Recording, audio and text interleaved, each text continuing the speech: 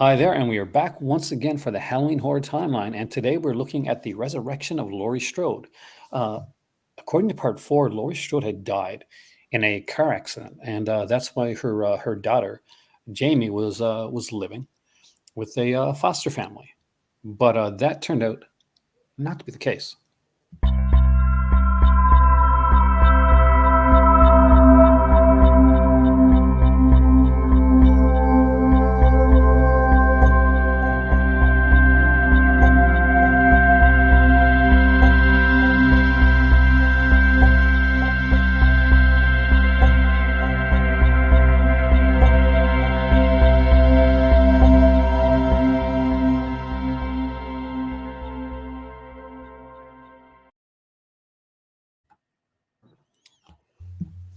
Hey there, y'all.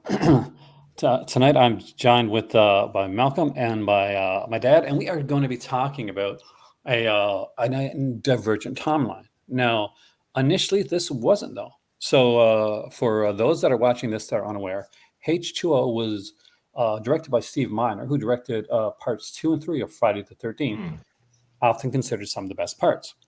Now, here's the thing though, it wasn't originally supposed to be directed by Steve Miner. The original director for H2O was John Carpenter. He started working on it with Jamie Lee Curtis. Unfortunately, he was like, you made all this money on these movies that I started. I want to get some of that money back. So we had a bit of a high asking price. And because of that, I forgot my hat today. Because of that, he ended up leaving. Now, she ended up staying, and here's the thing. This was going to be the movie that Laurie fights off against Michael Myers and basically kills Myers. So, with the script, she'd be like, Jamie Curtis would be getting everything except for the ending. And she would come up with, okay, well, maybe I should do this, or, how about if I kill him this way? And they're like, yeah, that's really good. I think, that's a good idea. One of the original scripts, by the way, what H2O really worked into it because she actually kind of spears him in a pool. They had an Olympic type pool in the script, and she stabs him in the pool. That one also included a FBI agent duo that gets written out of the film early on, so we don't actually get to see those characters. They were supposed to kind of be like a sort of a Loomis type of deal going on. Those they didn't work out. We kind of get a snippet of them at the beginning and only there. So at the end of the day, they said, we can't really kill off Michael Myers. We can make it look like he's dead, but we can't kill him off totally. And I said, well, what do you mean? I said, well, here's an idea. And they gave her a bunch of different scenarios that didn't work. So finally she said, okay, I'll do this one, which is the one that they went with. But if I do this, you kill me off at the beginning of the next film because you've screwed me over. One of the neat things about this, by the way, guys, is so this came out around the time when Dawson's Creek and stuff was coming. So Kevin Williamson had a hand in the script, and it's really, really noticeable. So if you feel like this has much of a Scream era aspect to it, a meta, the whole meta horror, more kind of contextualism, that's on purpose. And with that being said, I'm going to get your guys' thoughts, and we'll start with Malcolm. What did you think of H2O? I thought it's garbage. And I'll tell you why. So being a young kid when I originally watched this, I think it came out when I was 10. I remember me and my mum used to watch them all together. And we finally got this one, and we're like, why didn't he kill that person? Why didn't he kill this person? Why did he just steal the car? Why did he just steal the car? Why did he let JJ Colwell, or whatever his name is, not get killed at the beginning? Why is he constantly trying to get into the school, but not actually butchering people? And that bit at the beginning with Joseph Gordon-Levitt, where he's just like a nuisance, and they're like, oh, let's just steal from this woman. You're like, that's not very nice, is it? And then they're dead, and then she's dead because the police are so incompetent. You know what I mean? You're like sitting there going, oh, no. Jamie Lee Curtis is great as always because, Jamie Lee Curtis can't do wrong. She's a brilliant actress. Highly underrated, I think, in today's landscape of actors and actresses. Because these people, they seem to fade out a little bit, even though they're still there. So Josh Hartnett, I think they introduced him in this movie, and he hadn't grown to be a good-looking boy yet. Yeah, they'd give him a couple more years for that before he actually became a sex symbol for women. Actually, he was a sex symbol. I'll stop you there for a second, Malcolm, because here's the thing. The weird hair that Josh Hartnett has in the movie. The studio and some of his agents were pushing for him to be this teen idol sex symbol character.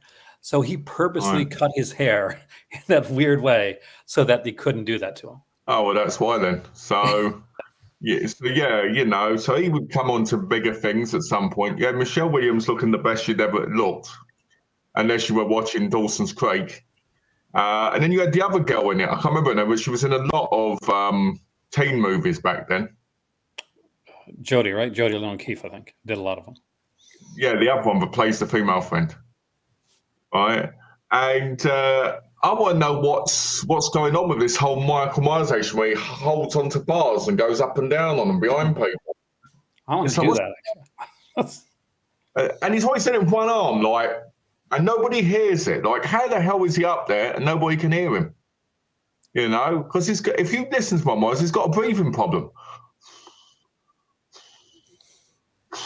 So, you know what I mean? You'd think, surely all these people ain't deaf.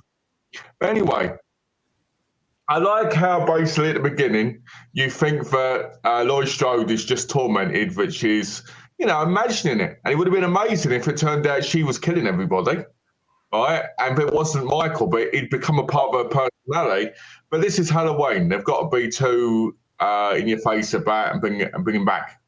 So, you got that. Then you got the love interest, who I thought was worthless, right, for her, to be honest.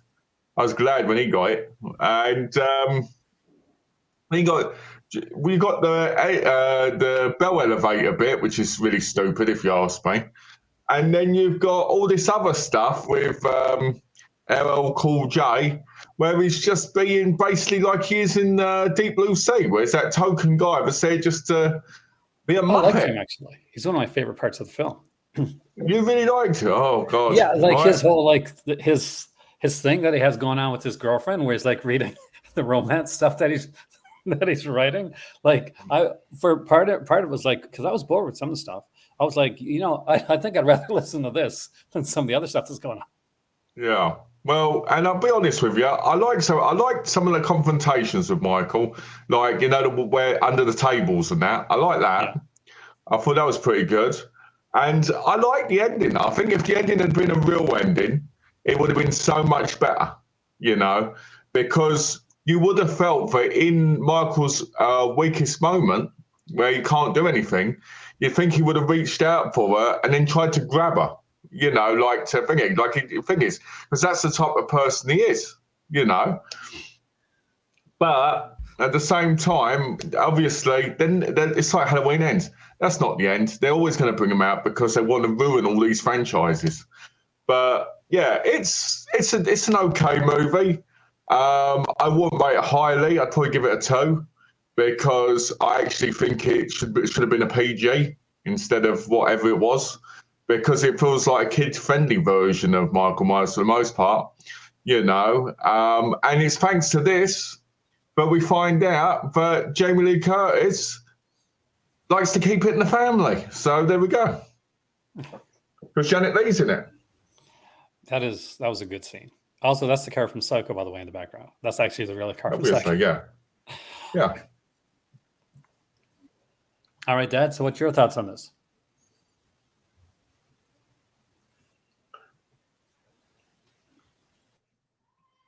I probably don't rate it as low as Malcolm, but I agree with a lot of what he says. And I didn't like Adam Arkin at the top. I thought he was miscast. I wasn't fussed about him. I'm glad he hit the dust. Hello, Cool J. I thought he was okay, but when I thought he was killed with about a bucket of blood underneath him, he comes back again.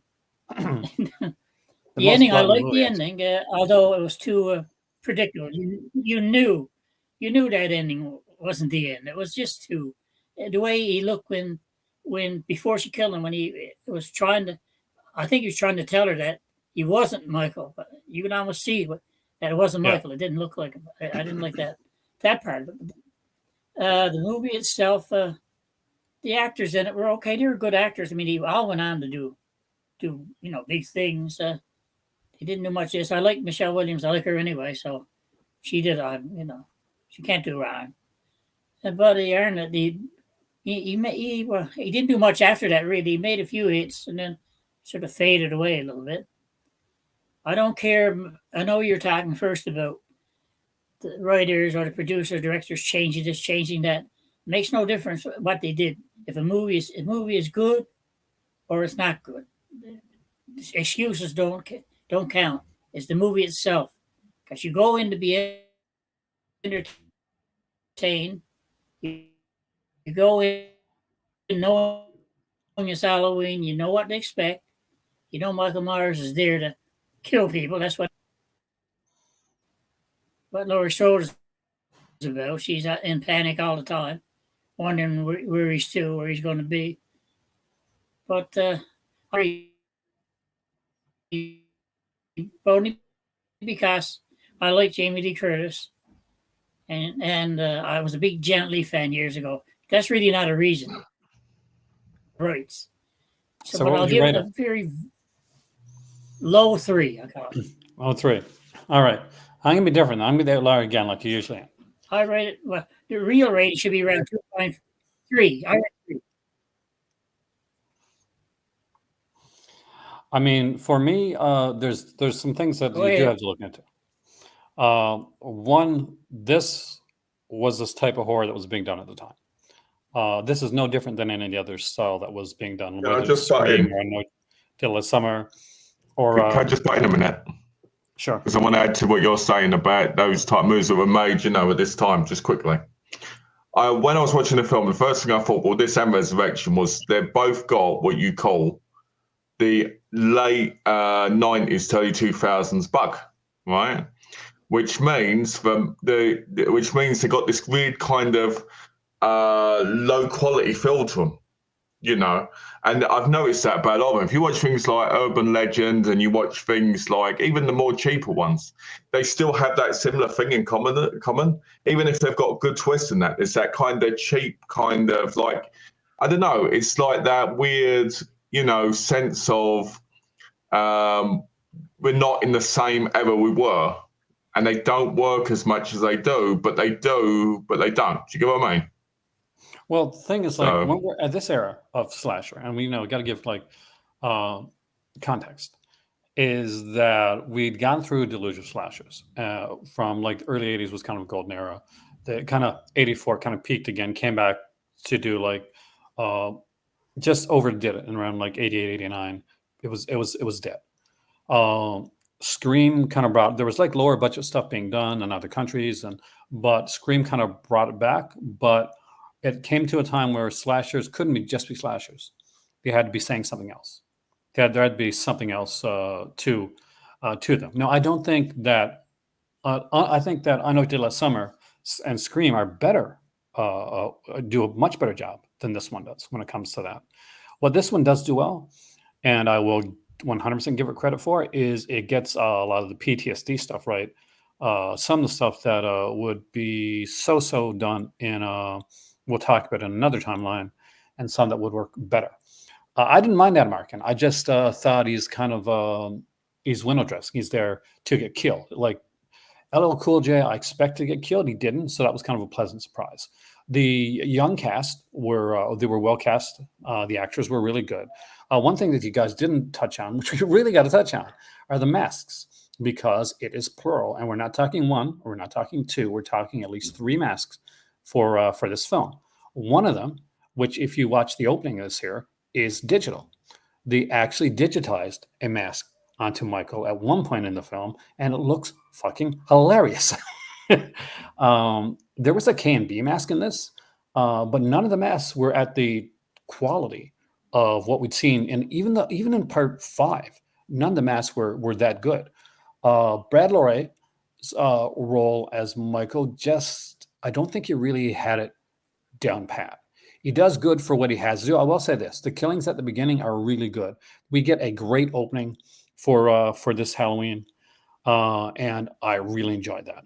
I love the hockey, the hockey skate in the face. I love the way that he pulls her back in. Um, I like that we get to see Loomis's place, and we kind of get to we get like kind of a goodbye to Loomis. That was nice. That was tastefully done. Now, originally, this timeline would have tied in with 4, 5, and 6. See, there was a line in this film talking about her daughter that had passed away. Jamie Lee Curtis nixed that line because she didn't want to tie it in with the other films that said she wasn't part of. But the writer of the script, this was supposed to be a continuation. It wasn't supposed to be like kind of go off on its own. I do think that this one had some pacing issues. Definitely some serious pacing issues, and even though it's probably one of the shortest, running at 86 minutes long in this entire franchise, it seems longer. But with all that being said, we got a great cast. We got some good kills. The ending for Laurie and Michael seems deserved. There's going to be complaints down the road about Laurie and Michael getting a deserved ending and a good confrontation. I know that's not a conversation we're going to have in another video. You have to give it to this one for actually giving them a good final confrontation. Now, I remember that when this movie came out because my dad saw it in the theater the night before I did. I'm not sure if you remember this, Dad. So you came up and you said, "I don't think they can bring Michael back this time." And I said, "This is Mustafa Akkad. He's always going to bring Michael back." Because, slice. But it's like once you know. But even then, like I'd been a massive, like Dad knows, I was a massive Halloween fan since I was a little kid. And I read and watched everything that I could on this franchise. So I went in with some fairly like high hopes for this film. And at the time, I actually did like it. I thought it was actually a pretty good film. Do I think that it has lessened over time, especially with the other films? Yes and no. One, this is still the best confrontation between Laurie and Michael that we've seen on film since the first film. And that includes part 2, because she's not in part 2 for most of it. Like she's an afterthought. And that's because, other things are being done. But this is definitely a good confrontation. The table scene, like the fact where she basically says, "Okay, you guys go, I'm staying." We get the Laurie from part 1. She's had the alcoholism. She's had a horrible time, and we get this point where she knows he's back, and she doesn't know if she's going to live or she's going to die, but she's been living in hell for so long. She doesn't give a damn. It's You need just to step up. save her son, get out of here, whether I live or die. This is the final confrontation. This is it. This is how it's going to end, and this is how it should have ended. We get a very nice scene, especially with the ambulance. It's obvious that he's doing to make it look like it's not Michael. It's more obvious now than it probably was to a lot of people back then, because nobody would have been thinking, unless you're a geek like me, like ahead for that. You're just thinking, okay, Jamie Lee Curtis is back. Maybe they're going to end it because Jamie Lee Curtis came back, which was a perfectly reasonable thing to think. Now, this made a lot of money, so you're not going to end it. And because Mustafa Akkad has always stated that you can have Michael in the movie, it can seem like Michael is dead, but you cannot kill Michael. that's my horrible Mustafa Akkad impression. Now, for me, I don't rate this as low as you guys do. I do think there's a lot of flaws in it. It was nice to see Janet Leigh in a scene with her daughter. It was really cool to see the car from Psycho in color. That was really awesome. I did like this overall. There was issues, the mask, the pacing. But with that being said, I think the ending for me made up for it. So I'm going to give this one a 3.5. and easily doing so, because I think that it made up for it by giving us what everybody had come to that theater to see at that time. Jamie Lee Curtis as Laurie Strode facing off against Michael Myers. It One becomes a final, sellout ending, though. but that's the end. But that's the thing. Here's the thing: if you take, like, we're going to get in Resurrection in a minute, but at the at the at the end of the day, when this one came out, um, this has a great ending. So, like you said yourself, you both said, like, if she chopped off the head, if he'd ended it there without resurrection being involved, great ending, right? Yeah. So, is it not a great ending because of what happened afterwards, or is it not a great ending because of this film? Because that's a different story. Because if the ending is really good, then the ending is still really good. We'll get into what tarnished that, but that can't take away from the fact that the promise, and although they didn't completely deliver, the main thing that this movie was going to do did deliver. And that was Laurie versus Michael, an action-packed ending that Well, it the other had. thing as well is I think this period in Jamie Lee Curtis's career, she looked the best she'd ever looked. She was fantastic. Oh my God, she was gorgeous, wasn't she? Yeah. I mean, you think about it, this was 20 years after she was what, 18? She was a little bit older than that when she did, like, Halloween. 20? Around that, so probably around 40? Yeah, she was in her 40s, I'd say. Yes. And she looked amazing. I mean, she makes the young version of her look like nothing. Well, I always loved Jamie Lee Curtis. So, yeah, and with that being said, I guess, guys, we're going to get to the one that's going to be. I thought that this one was going to be the controversial one, Halloween Resurrection. And I'm going to let Dad go first on your thoughts on this one, because I know you love it so much, Dad. This is one of your favorites, of course. What's your thoughts on Halloween Resurrection? Okay, there's going to be very little confrontation on this one, because whatever you say, whatever Malcolm says, is going to go running right here, out through here. No excuses for the writing. No excuses. Don't dissect the movie, Aaron, because they don't deserve it. But that's my job. No excuse. And I don't care if Jamie Lee Curtis said, I'll do this one only if I get killed at the first scene. Means absolutely nothing. Means nothing. She got killed at the first scene. When I sat in the theater after she got killed, I was going to walk out. Actually, going to walk out of the theater. I didn't want to see anymore. Because it was so stupid after all she went through to be killed like that. It was so stupid. But I said, no, she'll be back again as a moneymaker. So I stayed. And I'm sorry I stayed. The acting was atrocious. I don't know who the characters were or who played the parts. But acting was atrocious in every sense of the word. It was claustrophobic, for one thing. You couldn't breathe watching it. And one thing I really hate is when they make movies where they make a movie within a movie and you get all this grain, like too much grain. You're looking at it through a camera. I hate that. I hate that in any movie. And that was here a lot. And I mean, yeah, we'll get into that too. You got this guy didn't Buster dressed up like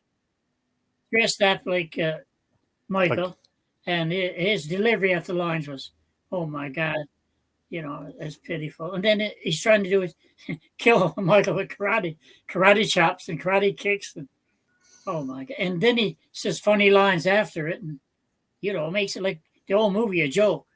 Every time he's on there, he hits Michael or kills him or thinks he kills him, he has a big joke after a stupid line like you see in those blaxploitation movies.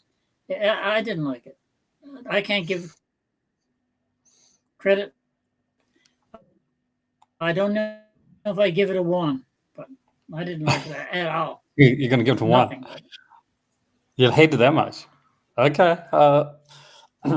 Malcolm, let's see if you hate it as much. I don't know why.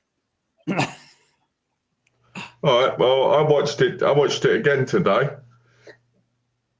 before we did this, chat about the timeline. And I think the beginning is really interesting to start off with, because she's in the hospital and they say she doesn't move, she doesn't do anything, right? Yet she jumps up, looks out the window and everything. Are you telling me these people don't look in and see her moving around? Anyway, the best part of that beginning bit is the clown. It's the clown guy. All right, the clown guy is the best part because he's going around, he's getting missing, and then he's got the knife at the end. I love that bit, right? I thought that was great. What I didn't like was the whole Jamie Lee Curtis, Laurie Strode running up to the roof. Why the hell would she run to the roof? And yeah, you might go, oh, because there's a trap there for Michael. But I did like the flashback where she thought she had to check to see if it was really Michael, right? Yeah. But the problem with it is this. He was stalking her. So how the hell, it's a bit different, isn't it? Because he was stalking her and trying to get her, and he smashed through her with his head. That's nothing. Why was he smashing through the door with his head? So, and the other bit is when she falls with him, she tries to make out with him. She leans up and she kisses him with a bit of tongue. What's that about? Is she trying to say, oh, you turned me on, Michael, so thank you, because you're giving me a good stabbing? What's that all about? Anyway, that's the creepiest part, if you ask me, that movie. She goes, Michael, before she falls to her death. Right? Then it goes to this Sarah woman, who actually was quite attractive, I thought, to watch. But then you get Busta Rhymes, you got, what's her name? Tara something. What's her name? You mean Katie Sackhoff's character? The one from stuff like that? The one who's Tyra Banks. You got Tyra Banks, right? Who's completely wasted and a moron in the movie when the person's being killed and she can't even say. You've got the guy from American Pie and Rookie of the Year. I can't remember his name. And then you got the guy. You got the guy in there, the black guy, because I can't remember his name. I might just point out because of that. Who was in? What's that his name? Sean Patrick Thomas. He's the one that did the dance. Sean Patrick Thomas. Yeah, he was in a lot of those movies back then, and he was also in a lot of episodes of Sabrina, right? But he sucks, and everybody else sucks, right? The redheaded girl, I was like, oh, we're gonna get some teddy, right? And that's practically covered up, right? Michael goes around going. I was expecting him to go up to that cell and go, I am your father, because of how loud he was. I mean, I know anyone that loud since Darth Vader. So anyway, they've all got this reality show thing going on in Michael Myers' house, and we find out that Michael Myers has been living under the house because he likes to lay flat like Dracula under the house, right? And, for years, right, for 3 years, he's laid under like, nobody better come in my home, right? They go in his home, they start the thing. You got Katie Sucker Me Off starring in it as well as the friend, right? At this point in her career, she wasn't as beautiful as she is now, sadly. She gets her head chopped off, right? And people go, wow, that looks really real. Oh, it can't be real. Well, you just saw him do it in front of you, right? Then you've got this whole Busta Rhymes stuff, right? Busta Rhymes is the highlight, isn't he? Because you're the exploitation character. You're the character that has to say these exploitation lines, and you're going with it. The fact that he gets stabbed in the shoulder and then lays off like, and then he kicks down a door and goes, oh, you want to fight? Oh, right? And kicks him and everything. It's like, what the hell's going on?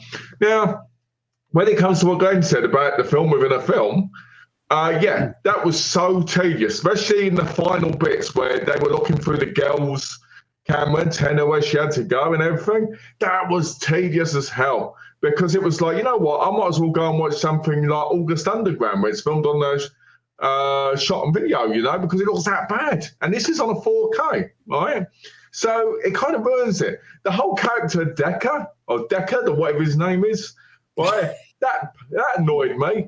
Because he's sitting there at a party and everybody's going, oh, let's watch this. Something like that would have been pay-per-view. You would have had to pay to do that. You want to see it for free. right? So he's like texting her these messages, right, through the computer, and she's standing there looking at it, and it's making a noise, but Michael can't hear that, can they? Michael can't hear that at all. And then the bit where it goes, he's outside those cameras, just, it's like, what the hell are you doing? Nothing happened. He said he's outside, don't scream, and you're like, right? So you're watching that. Right. Then some of the bits I did like was Sean, what's his name again? Sean Patrick Thomas. Sean Patrick Thomas. He picks out the knife, goes, do you think he killed somebody with this? And she goes, no. And then when he gets killed with that exact knife. Right? Which is hilarious because he gets stabbed with the two knives on the thing and then he pulls out the one out of the drawer, stabs him. And you're like, see, you touched it. You cursed yourself, right? Sarah herself is a pain in the ass, right? Because you've got her one in a van and she's supposed to be, and why is he even killing them, right? They're not family related. They're nothing. I guess it's because they're in his house, right? But, it seems a bit stupid. Like he went Amityville Horror or something on them and went, you know what? Everybody who's in here must die. And then the fact that Buster Rhymes survives in the end, you're like, what the hell is this? Are they going to start doing a series called Buster and Michael dance together? Oh, and the bit where he comes through the door, right, when it's on fire, and Michael Myers looks at him like, this guy's still alive? Is he like me? Is he just a pain in the ass and won't go away? And then the fire, right? And then the bit at the very end when he's wheeled in and his face is like, where it's been like thingied, right? And he opens his eyes and she goes, oh, and you're like, yeah, in these 2000 movies, everybody did that, right? It's annoying because it's like, yeah, let's do these stupid things at the end, So, right, what else can I say about this? What else can I say? The filming was terrible, right? It was done by Rick Rosenthal, right? Yeah. It was done by Rick Rosenthal. And, the guy obviously didn't know what he was doing with this film because this film's a mess. You had no real nudity, right? Katie Sackhoff's in it, and she should have been topless at least once, right? You had a cute redhead in it who should have been completely naked, bush and all, right? You have Michael Myers who makes out with Laurie Strode a little bit as he's killing her. There's a lot of creepy stuff in this movie. And you know what? The creepy stuff isn't the stuff we want in this movie. We want decent kills, and there isn't any, right? There isn't any. It's just like, what the hell? The mirror kill. Oh, when he jumps out through the mirror? Yeah. That's taken from Freddy Krueger. It's not an original. It's not original, is it? No, right? It's not original from Freddy either. But yeah, but what I'm saying is with Freddy Krueger, it makes sense because he's in your dreams. So he would jump out of a mirror because you'd be dreaming about it. Michael Myers down on the other side. What's he got? A double-sided mirror looking at you. All right, you know what I mean? Come on. And the fact that this house is supposed to be abandoned and nobody's in it, but look, there's fresh food. Michael comes out from under the house, goes upstairs, puts on an apron and starts cooking dinner. And then after he's done that, goes back down under the house to sleep again. It's ridiculous. Well, I just think the whole thing. Oh, and the bit where Buster Rhymes is just as Michael Myers. And Michael Myers turns and he goes, I've been trying to talk to you. Go outside, right? And Michael Myers just turns around. I love that scene. And even hits him on the head. And he looks at him and he just walks off, right? You're like, what the hell? No, what the hell? So what's your rating? My rating for it is 0.5. All right. Okay. Poor Glenn, he's looking at me like, wow, he rambled on a lot, didn't he? All right, so Rick Rosenthal comes back after doing part 2. The initial idea for this film here was worse than what we got on the screen. I kid you not. You know those scenes you guys all hated with the kind of the cameras, with the handheld cam, with the heads mounted cameras. So the initial thoughts for that, by the way, guys, that was supposed to be most of the film, and he was going to shoot it so that you would see different scenes depending on what theater that you went to see it in. Yeah, there's more. There's going to be more of those things. He basically seen things like Big Brother and stuff like that. He was right in that reality TV was the wave of the future. He was wrong in the way that he did it. Now, for the beginning of the film, I knew everybody knew that Laurie was going to die because basically Jamie Lee Curtis had already been vocal during the last film. She was not happy. So her coming back at all was definitely a way to get rid of her and to placate her. The kiss is a wink to like some of the hardcore fans. There's a famous picture, and actually I have this picture because my dad actually bought me this book on John Carpenter films. And this photographer had been like the photographer for all of his early films. So there's this famous picture that had gone around with Jamie Lee Curtis giving a kiss to Nick Castle with the mask on. So that was kind of that was weird, yes, a nod to just something for like the hardcore fans. I think what it is, that whole bit tells you that the whole reason why they kill her was because she wouldn't let him have sex with her and impregnate her. Like he did her daughter. I mean, like they left it, like even the death, in my opinion, really was left open. Like they could have easily brought her back because she falls, she's stabbed and she falls into the trees, right? Like at the and end breaks of the her day, back and everything. Oh no, but in all honesty, this is a horror film. Basically, oh look, the trees have kind of like slowed her descent. Like they could have easily brought her back. No, but they didn't. The idea behind this was to get rid of anything that was family related, to completely wipe that out of there altogether. No more family related stuff. No more sisters, aunts, nieces, nephews. No more of that stuff. Just get back to Michael stalking random people. I still think they should have called it Halloween, keeping it in the family. Was what should have, what it should have done, and was the only right thing. Was one of the only right things that they did here. Is that they had him going after people that had nothing to do with him. Now, all the stuff in the house, the food, all that stuff, if you're watching close, it's Freddy that's put all that stuff in there.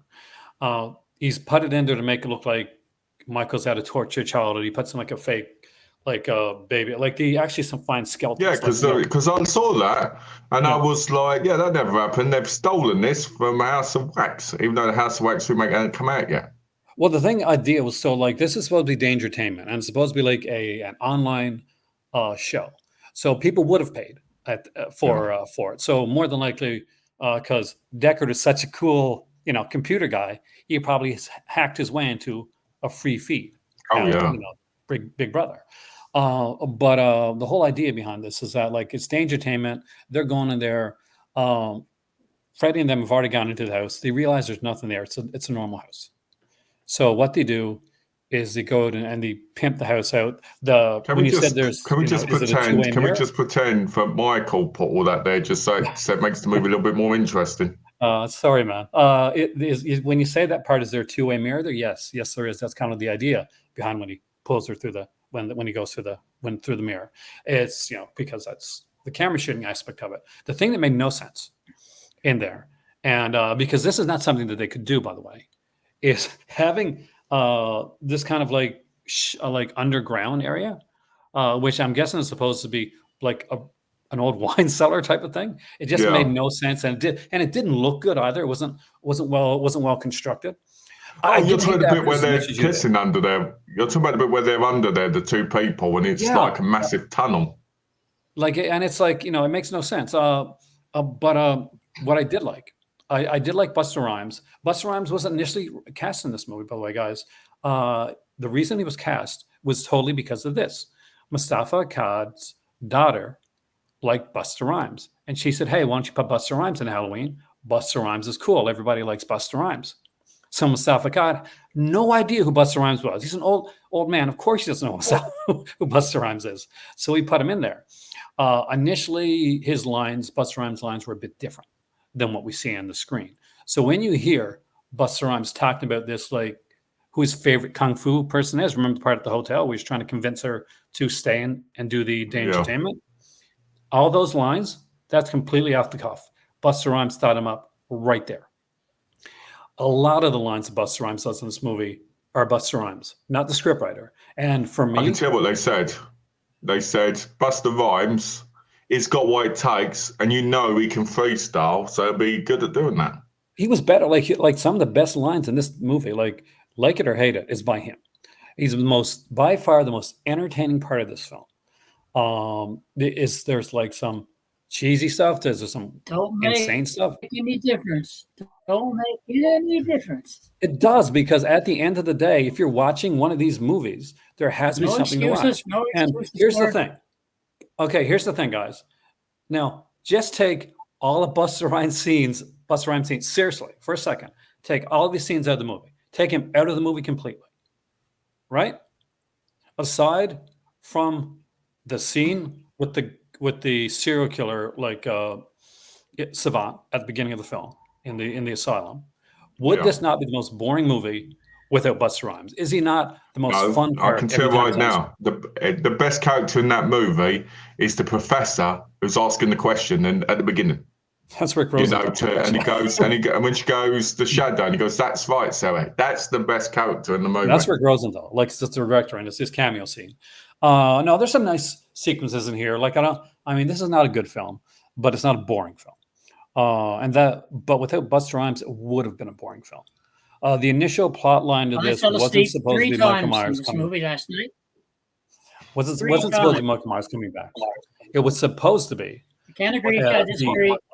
It was supposed to be the fake guy, like the fake killer. You tell him, Glenn. With Michael's mask. Yeah. So initially, the idea for this story wasn't supposed to be Michael. It was supposed to be that guy with the mask on. What the premise was. Don't matter if Buster Long. But that's the thing, though. We have to go by what we're seeing. And my job here is to break this down, guys. But there's a reason why it's called a timeline, because they're called a timeline because they're supposed to connect. And because they're supposed to connect, you're supposed to take them as the timeline, not as a separate thing. That's what I'm doing. If I said to you right now, right, Resurrection's nowhere as good as make excuses for it. It's no good. It's just no good. You know, if I fell asleep, I won't lie to you. I fell asleep twice. I had to wake up and watch it. Fell asleep, say. But what I'm saying is, one Malcolm. One Malcolm. One. I gave it 0.5. I'm saying I'm not going to be. Right. But what I'm saying is, if I said to you, if I said to you, this isn't as good as Halloween 1, you'd say different timeline, right? Different timeline, different time. These two movies are supposed to be connecting, right? Now, if they're supposed to be connecting, then they're supposed to be seen as together because you can't see them individually, right? And when it comes to the Rob Zombie one, for instance, Rob Zombie's one, you watch the first one, you follow it on with the second one because they're a timeline, they go together. So you have the quality difference between them, right? Especially if they've got the same characters in them, because that's what a timeline normally has. It normally has the same characters in them, right? So this film isn't that great, and H2O was more disappointing because of this movie, because they connect together in a timeline. Okay, which is fair, but that doesn't take away from what I'm saying. And basically, yes, it's a timeline. Yes, but Laurie, from this one to the second one, definitely it fits. Like why she check the mask, why she do all that stuff, all of that fits. As for having the same characters, very rarely does a timeline in a slasher franchise have the same characters. Halloween's an outliner when it comes to that. You get the Screams and you get the 90s ones, but no. When you're looking at some of the big ones on Nightmare on Elm Streets, you're looking at you have some people who carry over once in a while. Friday the 13th, get ready to kill the final girl off at the beginning or at the end of the film. The Texas Chainsaw Massacre franchise. Good luck in finding anybody aside from Kellen Williams that carries over at all from there. This is actually one of the few times that we're not getting a cast that carries over, because Halloween is definitely one of the ones that does that stronger. Now, that being said, this is by far the worst cast of any Halloween film. Not that these are the worst actors, but It's what just they're not used given better. isn't good. Katie Sackhoff has done a lot better stuff. Starbuck is probably one of her best roles for Mel It's suck Suck. off, not sack off. It's suck off. There's a ton of good people in this, but not everybody is utilized well. I wouldn't give it a one because I still had fun. There hasn't been a movie so far that we've watched where I've been bored. How can you have fun Like with I it? wasn't like Dad. Dad fell asleep. Like you didn't like the movie at all. I just waited for the Busta Rhymes scenes, and Damn I right. just think it's Mhm. absolutely insane that what is by far and large so far the worst film that we've talked about has a tribute to one of the great movies, and that is Peeping Tom.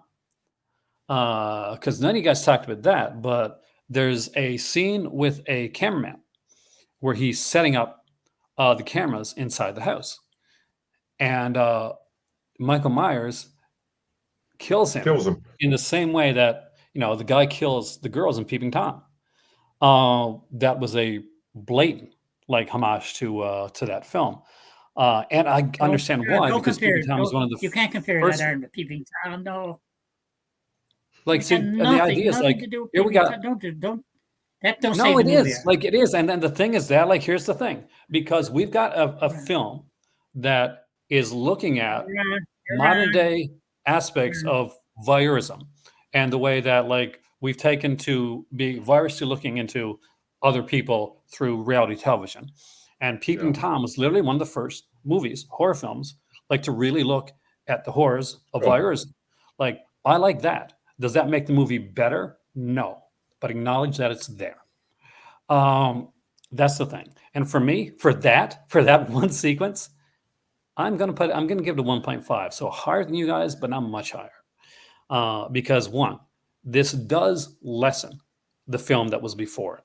That's the thing. That's the key part of this when with this timeline. H2O, I think, would have been a much stronger film without this. And when you got a film that weakens the timeline so strongly, weakens that the film before it, which was at that time considered pretty top Halloween. Like, remember back, guys, this was not, Hate Show was not a movie that like people were complaining about. No, not at all. People loved it.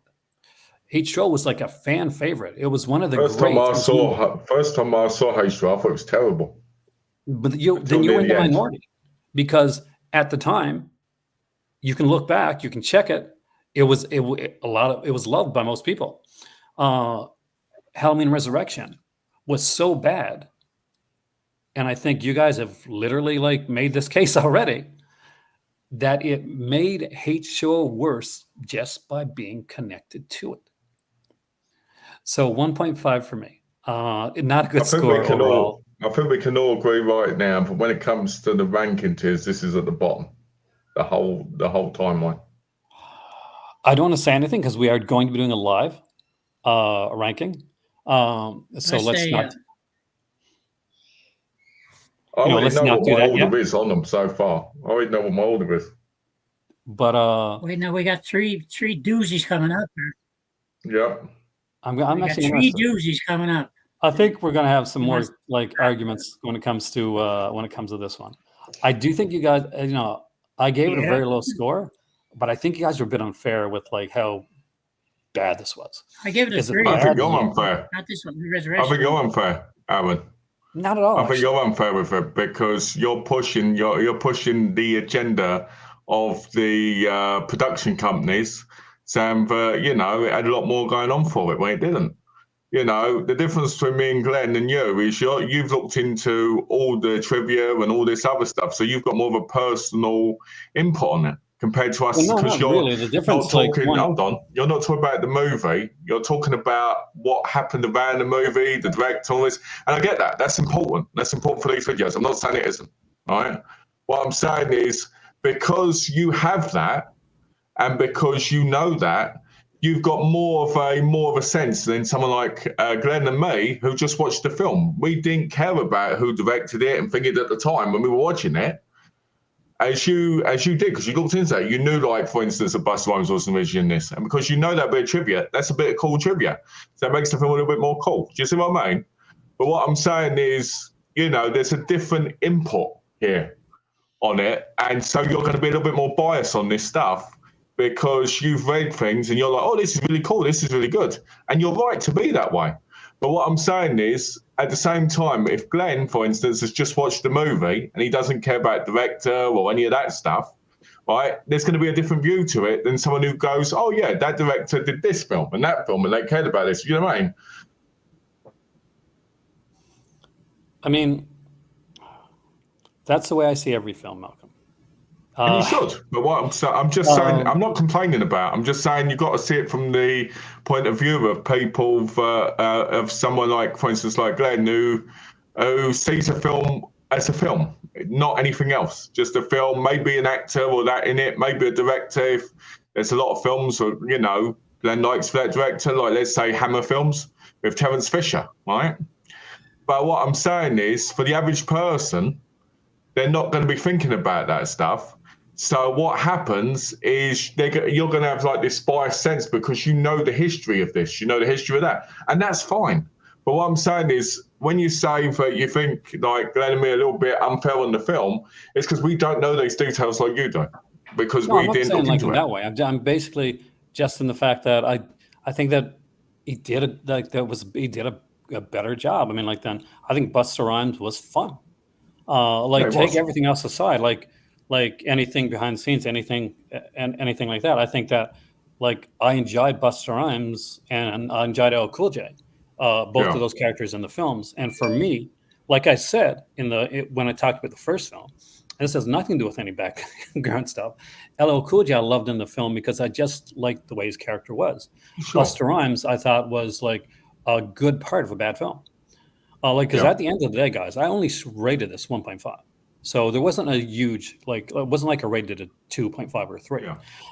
But you said I said that I think you're unfair, especially to Busta. You said Busta you rated it 1.5. Busta is good. I will stick with that. Busta is the best part of this film. And if what's for Busta, I just want to clarify. I just want to clarify, yeah. Go on, Glenn.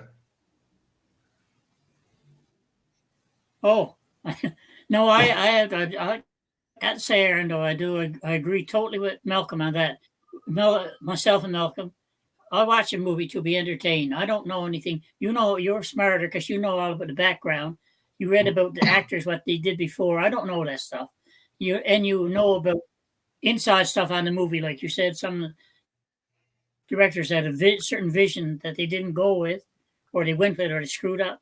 But see, when I go in, I watch a movie just to be entertained. I either like it or I don't like it. Some of the movies I do look at certain scenes, ones that I really like, I do tend to focus in on them more. It's like the next couple of doozies that's coming up, But I think he's right there. Like, I didn't like the movie at all. I fell asleep. I got pissed off at the beginning. I did like the asylum scene with her in the asylum when she took out the pills. She made out she was taking the pill. I like that. And I agree with the clown. I like Buddy. He was funny. And Busta Rhymes did have funny lines in it. I'm not saying anything about that. But I just, on the movie just was messed up for me. I didn't like the camera work. It was a slog of a film. I didn't like, But basically that's it. That's the way I watch it. So I won't know the technical stuff. You guys know more than me. I'm into it. Watch the movie and I'll give you my opinion on it, bad or good. We won't agree on most of them. I know coming up, we probably won't agree on it. Yeah, I know we're not going to catch up. That's my 2 cents. I think this one's got volatile, guys. Wait till we get to the next one. What I was going to say, Aaron, is I want you to know that when I was saying about you knowing this stuff, that's not a put down. That's impressive. It really is. And I really enjoy hearing what you've got to say about it. But I just want to make sure that we were all on the same page of how, we see the different things. So there's going to be a different kind of view. Do you know what I mean? Like, your view is really great because you've got that knowledge. Fucking curse, to be honest with you. But what I'm saying is we've all got to understand the way we see the films differently. So that when we're rating them, we're not thinking someone is more unfair than someone else. Do you get what I mean? I understand what you mean. Like maybe unfair was the Yeah. wrong word. I was being playful. Just so you know, I wasn't being serious. You're trying to set us off. Yeah, it helps. Drama helps the channel, guys. But with that being said, I want to thank you guys so much. This has been a blast. We have one more to do, and I am actually, especially after Dad's comments, I didn't think there was going to be this much like drama behind the next ones, because I thought overall, I knew one of these, me and Malcolm, were going to be polar opposite on. For those that don't know, we're talking Blumhouse next. That's going to be what the next video is. And so we're looking at the 2018 one, Halloween Kills and Halloween Ends. But I'm looking at it right now. You're gonna see that tomorrow in the next video. Don't say anything yet, Dad, because we want people to come back and find out exactly what we think on this quadrology. Because it's quadrology, not a trilogy, guys. It's quadrology, and we'll get into that. My name is Aaron. I want to thank Malcolm and Dad for joining me. I think Dad's tired still from like watching Resurrection. And we'll see you right here next time. Take care, guys.